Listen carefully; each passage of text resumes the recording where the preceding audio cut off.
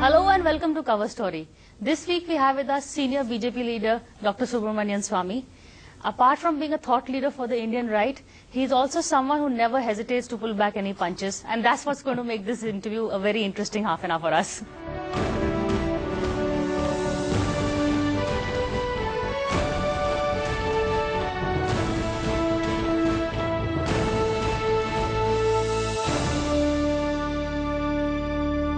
Dr. Swamy, अच्छे दिन आ गए? Much better than they were before. And the greatest contribution of this election is it's unseated somebody who I felt was unsuited for India's future. Which you said in a lot of unparliamentary words also. Yes, right. Saving that and seeing that your channel is not subjected to those unparliamentary remarks. Otherwise, we'll get you to fight our lawsuits. Yeah, that I can. You'll never lose a lawsuit on defamation. It's an out-of-date law. But apart from that, what about Achhe Din for you personally? You know, there was some talk about you being part of this cabinet, a lot of talk about you being maybe the finance minister. Yeah. Well, you know, I won't say that that necessarily means Achhe Din for me. I mean, certainly I'm trained economist, been a professor for decades in the world's most famous university. And certainly I was qualified to do a job. But you know, I personally feel in this country, people have one misjudgment, that it's the post which gives you importance. But if you see all the men who have been great, I'm not saying that I'm great, but I'm saying if I were to emulate anybody, most of the people who have names live in history even after decades after their departure, they are people who have never held office.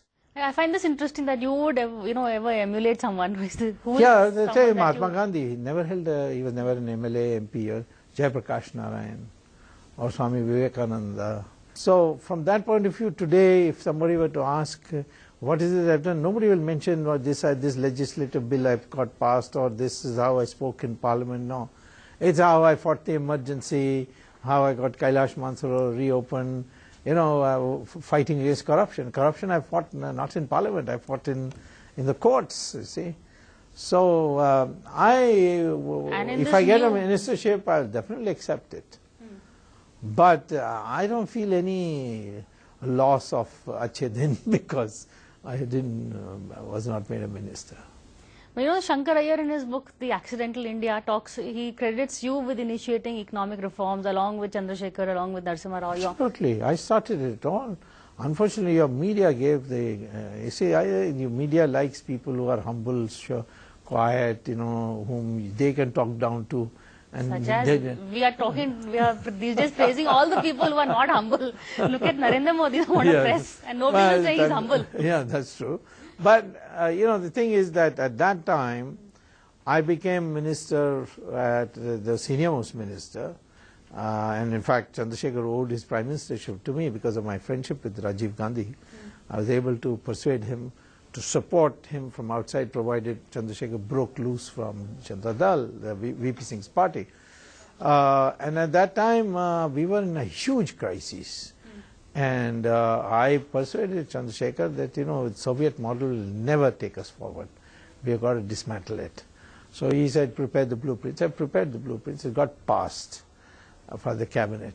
But the government fell. Then Narasimha Rao came in. He brought me in as chairman with cabinet rank. And then he took those blueprints from me.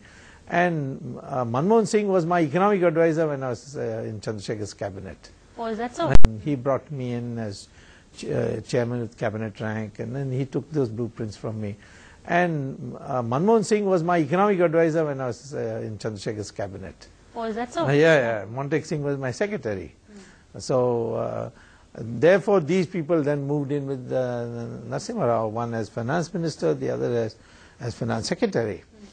And so, but naturally they had the focus, and they were people whom the liberals liked, because liberals don't like people who are right-wing and, you know, passionate. And now they do. Now it's the fashion to like people who are right-wing. Yeah, that's because we are in power.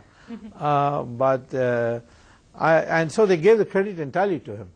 Now I say that if as a finance minister he could do all that, then why is it that as Prime Minister he couldn't do anything? And you know the answer to that? I know the answer to that. The real credit should go, 90% of the credit should go to Narasimha Rao. He had the sagacity, the vision, the guts. And Manmohan Singh used to be all the time in a great depression because he couldn't stand the criticism in Parliament. So Narasimha Rao used to cajole him and say, no, carry on, blame it on me, blame it on me. So I think Manmohan Singh is a nice man. I think very well of him as a person. But in terms of credit, you should get the least credit. Narasimha Rao first and then me. And Manmohan Singh, because as finance minister, he translated it all into action. But you know what I got from his story is the finance minister was supported by the then Prime Minister Narasimha Rao. Absolutely. Will that happen to this finance minister and this Prime Minister? Well, the difference is that Manmohan Singh was an economist. This finance minister is not an economist. I mean, he doesn't know ABC of economics. So that would be a problem because he would be dependent on the civil servants. And Narendra Modi is a go-getter, but he is a bulldozer. Whereas Narasimha Rao was like a river, you know, he would find the way through that. You know, it's a different personality. He's the torrent, he's going to just cross the boulders. That's right. But in terms of, you know, you had suggested something that found a lot of abolishing direct taxes. Absolutely. That is, see, I told Narendra Modi also that. What is the problem today in India? It's not a lack of resources. There are plenty of resources. I can tell you how you can raise it without taxation. But the real problem is this depression, you see, that nothing is going to improve, everything is going to be the same. Right. How do you change that? You can't say, I'm bringing reforms, it will all filter down slowly. No. You've got to do something which directly gets translated within 24 hours. I say the most electrifying thing you can do is abolish income tax.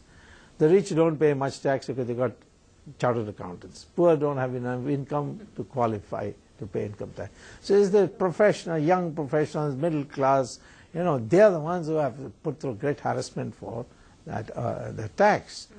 So you abolish it. Then what happens? The rate of savings will go up. If the rate of savings go up, the rate of investment goes up, the growth rate will go up. Growth rate goes up, then indirect taxes, the taxes on goods and services, they will increase. So in fact you will lose very little. And you can make it up by spectrum auction and coal auction, oil field auction. You can instead of giving it away. Yes, that's right. Instead of giving it away, quite right. But what was Modi's reaction when you said all this? He's very inclined to it. You see, but then what happens is you need a finance minister who's committed to it. I don't think Jaitley is committed to it. Even in party meetings, he opposed it. So I don't see it happening. But won't Modi be able to get Jaitley do something if Modi really wants that? He may do it after the first year because he's really finding his feet. You know, Delhi is totally different from Gujarat. He himself acknowledges that. This kinder, gentler Modi we see is for the first year. Well, he is a kind guy, I must tell you that. But he is hardened by the life he has led. And he was hungry for action. He wants to go down as great as Sardar Patel.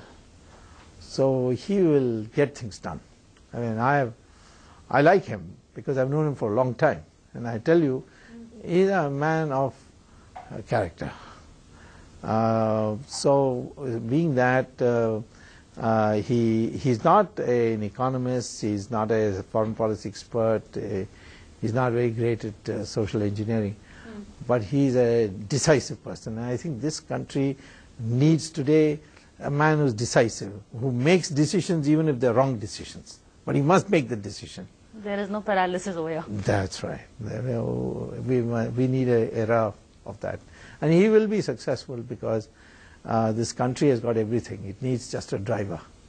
But you know, this Modi model which we are seeing, there's a lot of emphasis on bureaucrats also. We are, you know, how will that, you know, that works maybe in Gujarat, whereas, you know, Saurabh Patel or a minister who gives Modi his due will okay it. But here, you know, Sushma, Jaitley, Rajnath, will they let the bureaucrats have the upper hand?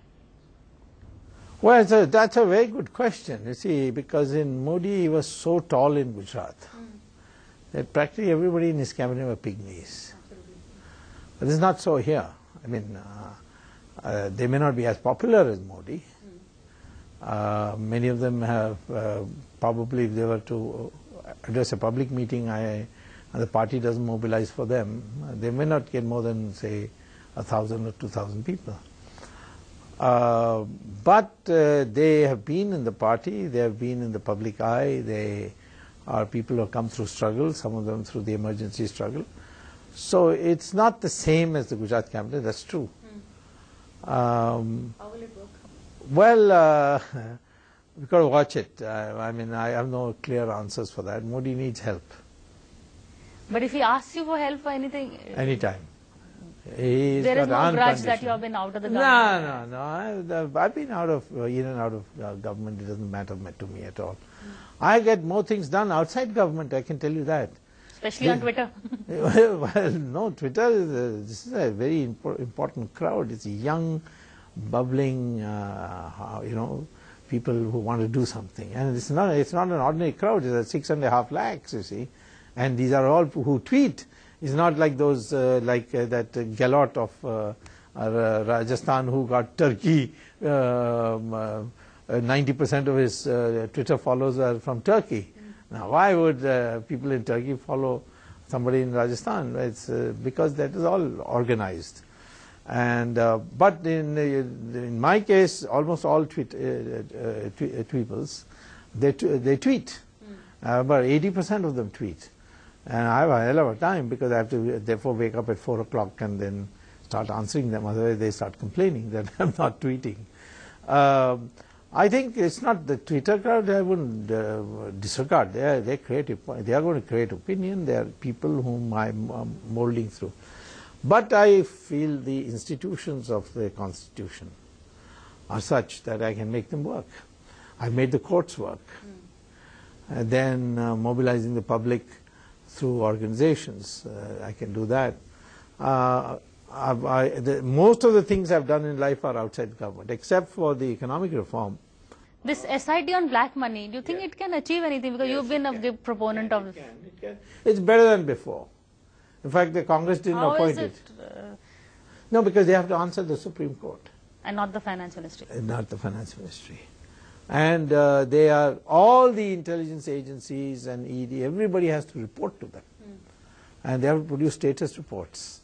And I saw that in the 2G, that if the Supreme Court gets involved and starts monitoring, then you get results. You know, this role of the courts, under the Congress rule, Harish Salve has made a point. He says that because the government did not govern, the court stepped in. No, that's not correct. That won't happen with that's Modi. not correct.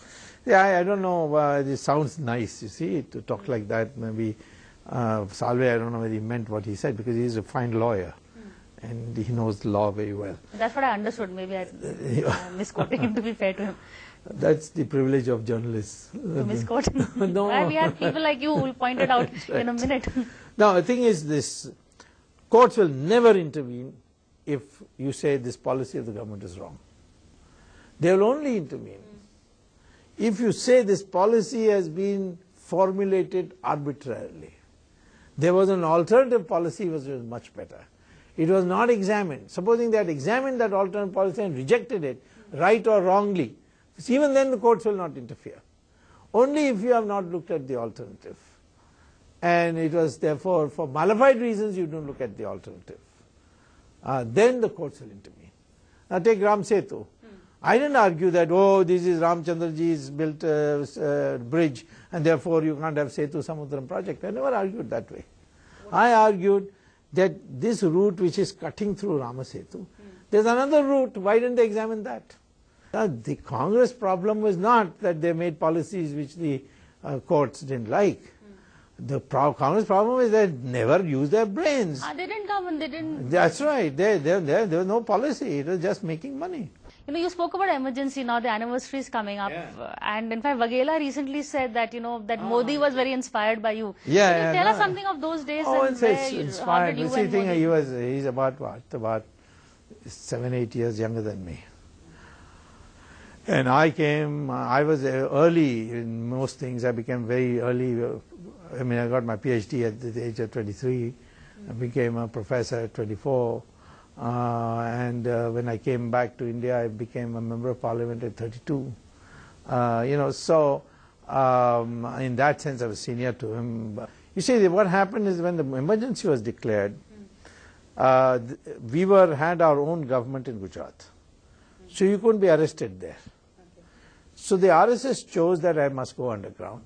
Jayaprakash chose I should find the first opportunity to go abroad and campaign because he knew of my standing in the United States because of my Harvard professorship. So whenever I used to get tired being underground, I used to slip into Gujarat. And the RSS had designated Modi, he was a pracharak, to ensure that I was safe. So very often he used to receive me and then take me to the house of a minister. And then in the evening, I and the minister used to go and have ice cream and all, All disguised? Yeah. No, we became, okay, huh? when we had to sort of move out. Modi also moved out. So we both became, I came as a Sardar. And then Modi said, well, why not me too? And he looked more Sardar than I was actually. He had a beard. No, I had a beard. So, but he had a much better beard. Okay. Even today is a good beard. So I know from that. In fact, the first public meeting I addressed was of Vidyarthi Parishad, which Modi organized in Ahmedabad. So I've known him for a long time. So Bugela also was part of our system that time. So we had a. So you've known Modi for a long time. When very do long you think he decided he wants to be Prime Minister? Can you pinpoint some moment or some time or some? I would say when he saw these huge crowds and this massive victory he got in 2000. Was it 2000? The third election? Yeah, 2002. I think. Oh, that 2002 you're talking about? Yeah, he got a huge, mandate. That was his first. First election. So by then he had decided he wants to. No. After that, the thought. Then he started getting all these industrialists, gaga about him. The vibrant Gujarat. And so when one conference, they are the ones who started with saying, you made it good as a chief minister, why not as prime minister? I don't think he was that way pursuing that he had a phobia or a mindset that he must become prime minister.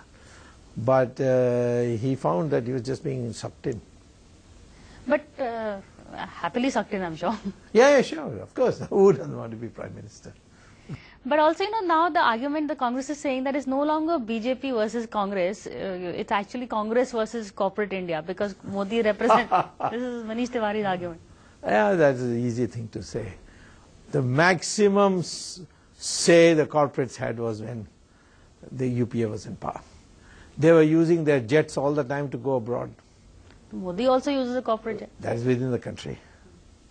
You see, when you go, of course, then you see, if you go abroad and you maintain accounts abroad, you are under their thumb. See, Modi will not be dictated by any corporate. I am for market. I am pro-market. But if the capitalists do something wrong, like for this Air Asia matter or something, I don't care. I'll go to court and say no, legality must prevail. I don't think Modi can be called as a corporate man. I would say the danger is, should I say danger or the possibility is, that the only alternative that can today emerge against Modi is a more hardline Hindutva than Modi. Who would be the face of this? Not an Ashok Singhal. No. Ashok Singhal will never enter politics, you see. So I can't say. It's very difficult to say. Because I have felt myself. Who would be the face of this? Not an Ashok Singhal. No. Ashok Singhal will never enter politics, you see. So I can't say. It's very difficult to say.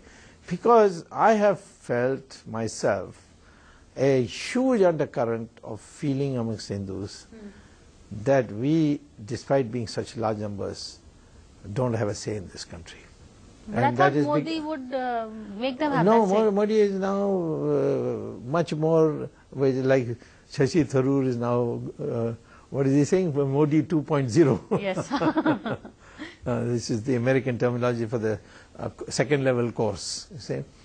Now Modi is always been, by the way, I've known him for such a long time, I can tell you, he's always been a sort of a liberal outlook.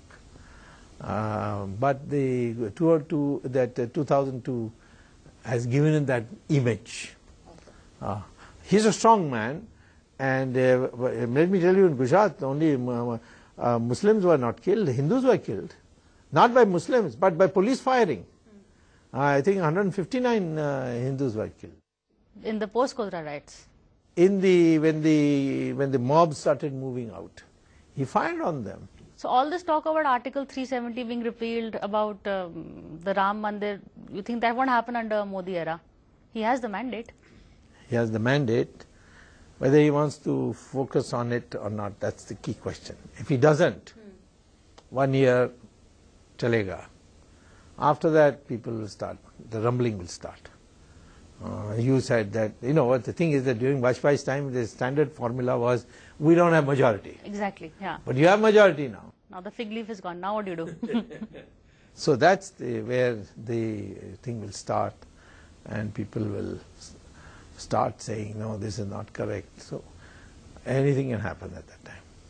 But you know, already he is paying the lip service. His ministers at least saying about 370. Then they're saying POK should be called POJNK. You know, this whole, is this lip service or will they be? Yeah, but ultimately the proof of the pudding is in the eating. No, 370 has to go. And it must go. It's a ridiculous provision. It was never part of the agreement with this Raja of Kashmir. And it was not offered to anybody else in the country. You will have to build a mandir.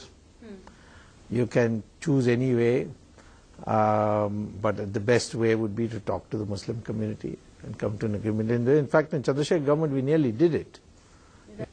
And a negotiated settlement is possible, largely because a masjid is not a religious place. It's just a building for facilitating namaz. So it can be demolished and built somewhere else.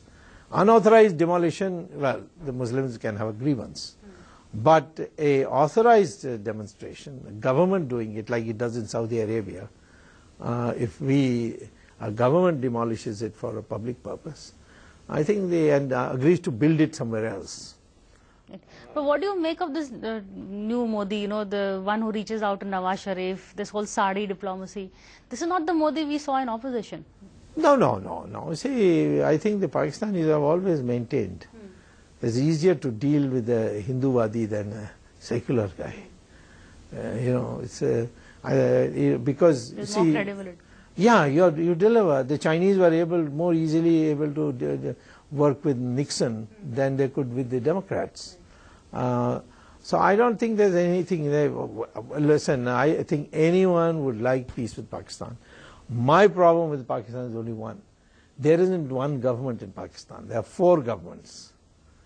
And this one government, which we call as the civilian government of Nawaz Sharif, is so weak that it can't make decisions on its own. So what is the sense in inviting that weak man here? Because he is part of the SARC. How can you leave him out? Okay. Finally, I'm going to get you back to the domestic politics. Yeah. You know, you referred to it, but this fight between Shashi Tharoor and Manishankar Aiyar, what do you make out of the Shashi Tharoor's change of stance? Well, Shashi Tharoor is, maybe he's worried about what could happen to him on the Sunanda murder. It was a murder. I will say on television for you that he didn't commit the murder. But he should have a pretty fair idea who did. And it's a scandal. I mean, she may have been anything, you can call her all kinds of names. But the fact is that she has a right to life. Because Tharoor went into a big spat with Modi over Sunanda, that 50 crore girlfriend Bab. That's right. And now he's become his biggest See, these people who have never come to, see, in politics you should never come to the level of a minister till you have been through a struggle. If you've been through a struggle, your soul improves and you're a different person. You're not afraid of loneliness, you're not afraid of isolation. But these people who have been all the time in cocktail parties, they lose their nerve very fast. And I think in the case of Shashi Tharoor, he just lost his nerve. Well, thank you, Dr. Swamy. As promised, this was a very interesting interview. Thank you for watching this edition of Cover Story, and we'll be back again same time next week.